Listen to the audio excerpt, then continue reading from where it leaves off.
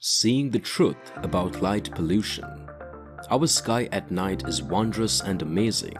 From the satellites pulsating brightly as they streak across the sky to the glow of cities on the horizon. Technology seems to have no limits, but what have we sacrificed? More than 100 years ago, in London and New York, the world's two largest cities, you could walk outside at night and see the Milky Way galaxy arc across the sky. Today, however, the average person needs to drive almost 60 miles in order to be able to observe the night sky as it once was.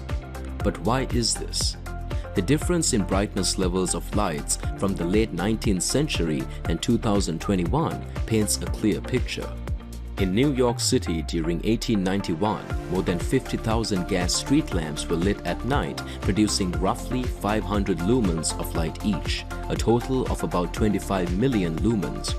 Compare this to the more than 3 million high-intensity LED bulbs producing almost 5,000 lumens each in the New York metro area, totaling about 15 billion lumens. That's a 60,000% increase. Imagine this multiplied throughout the world's cities and picture the results. But it doesn't stop at light. What about the power they need? This is where technology is helping.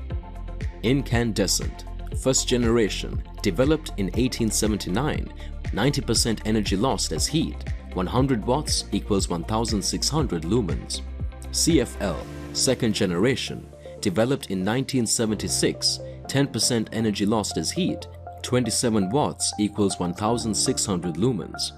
LED, third generation, developed in 1978, the modern design, 7% energy lost as heat, 18 watts equals 1600 lumens.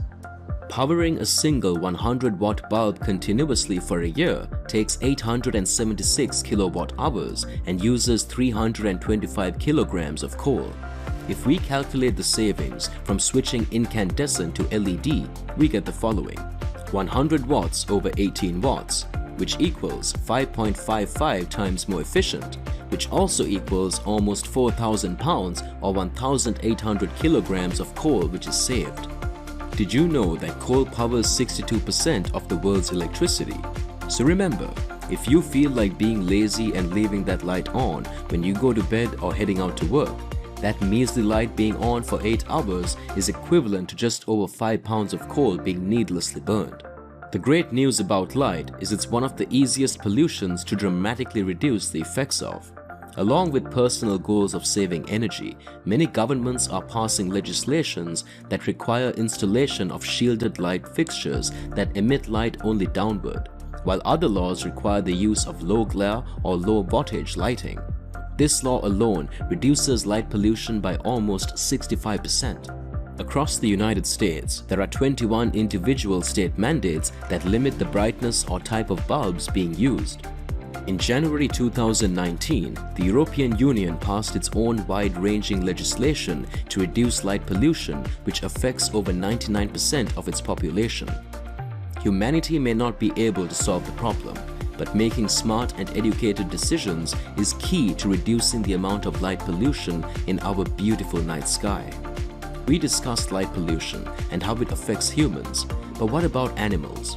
Subscribe and join us on our journey as we dive into light, noise, plastics, and many types of pollution to see how they affect the varieties of life on Earth.